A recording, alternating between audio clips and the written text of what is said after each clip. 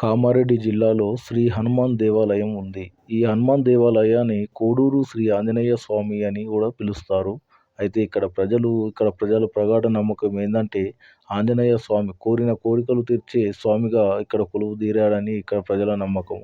అయితే ఇది 1000 సంవత్సరాల క్రితం నుంచి ఈ కోడూరు హనుమంతుడు కోరిన కోరికలు తీరుస్తుండని ఇక్కడి వారి చరిత్ర చెప్తున్నారు. అయితే మొదటగా వేప చెట్టు కింద కొలువుదీరిన హనుమంతుడు నేడు కాలం మారిన కొద్దీ కొంతమంది నాయకులు, స్థానికులు, కొన్ని సంఘాల వారు దేవాలయాలను నిర్మిస్తున్నారు. ఏదేమైనప్పటికీ మన హిందూ దేవాలయాలను కాపాడుకోవడం హర్షణీయమని కూడా చెప్పుకోవచ్చు. అయితే ఇక్కడ ప్రతి మంగళవారం, శనివారం పూజలు నిర్వహిస్తూ ఉంటారు. రాయి చెట్టు, వేప చెట్టు కింద దేవుడు అప్పుడు ప్రతిష్టాపన ఆంజనేయ స్వామి జరిగింది.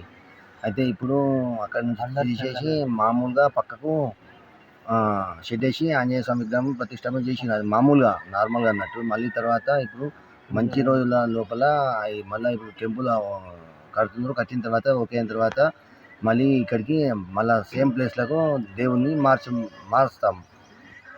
ప్రతి సంవత్సరం 2 సార్లు హనుమాన్ జయంతి ఉత్సవాలు, సంవత్సరంకు 2 సార్లు ర్యాలీలు సక్సెస్ జరుగుతాయి. 2 సార్లు హనుమాన్ జయంతి ర్యాలీలు అందరు భక్తులు. అంటే ఇక్కడికి ఎక్కడెక్కడ నుంచి వస్తారు ప్రజలు, భక్తులు?